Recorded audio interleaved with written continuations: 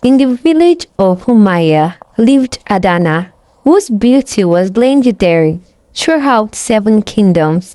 Her smooth skin caught the light beautifully. Her bright eyes were expressive and warm.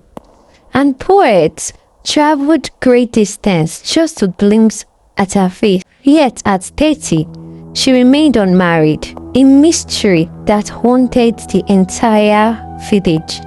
Adanna lived with her stepmother, Ineka, and her 3 stepsisters, Chioma, Chisom, and Nkechi.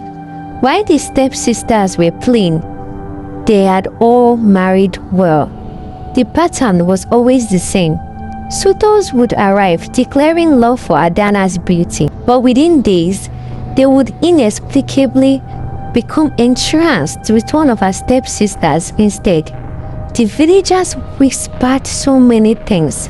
How can someone so beautiful remain unmarried? Something must be terribly wrong with her. The breaking point came when all 3 stepsisters visited with their families. The compound overflowed with married life and children's laughter. Sister Adanna, Chioma called sweetly while nursing a baby. Come and hold little Emeka. You must be so good with children by now. Chisom giggled while braiding her daughter's hair. Maybe Adanna should start a child care business. She certainly has the time. Even gentle Nkechi added, I heard the palm wine tapper might consider a second wife. Perhaps there's still hope. Their husbands looked uncomfortable, but Ineka watched with a satisfied smile. That evening, desperate to escape the mockery, Adanna sat by the river. She noticed an elderly woman struggling with heavy pots and helped carry them to a hidden hut. Child, the woman said, studying Adanna's sad face, when the same strange things happens many times, someone very close to you has worked against your happiness. She gave Adanna a ritual. For 7 nights, burn white chalk and bitter leaves.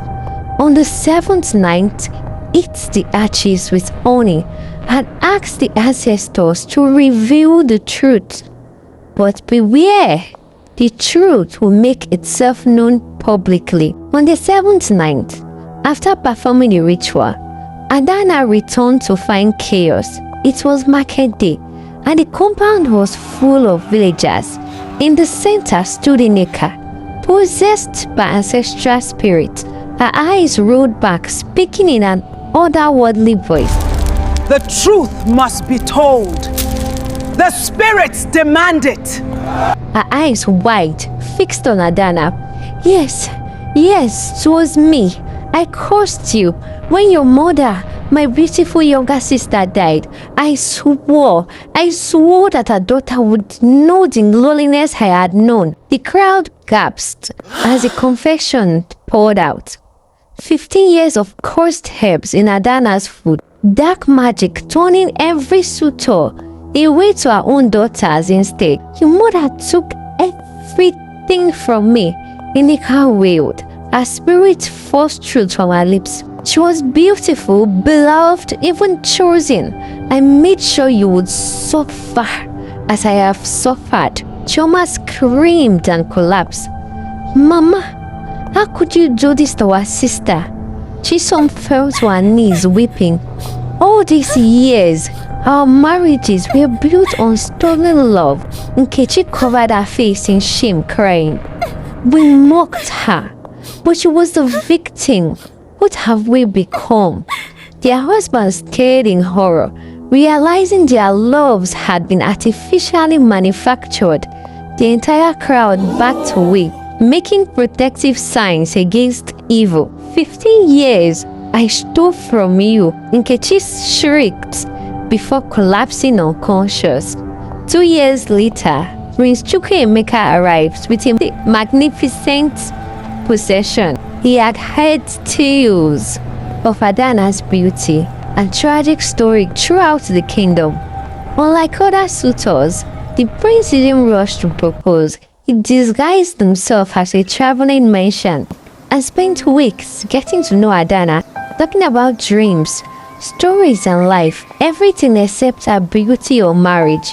For the first time, Adanna found herself in love with someone who saw her as a complete person, and remarkably, his feeling never wavered or transferred to anyone else.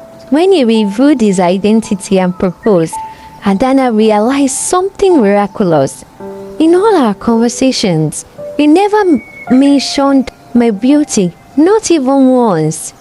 Then he said, I fell in love with your wisdom and kindness and your strength, not your beauty. The curse was finally broken, not by magic, but by genuine love, built on understanding rather than mere attraction. Their wedding was celebrated throughout 7 kingdoms. Her stepsisters attended, having spent 2 years trying to make amends for their years of cruelty.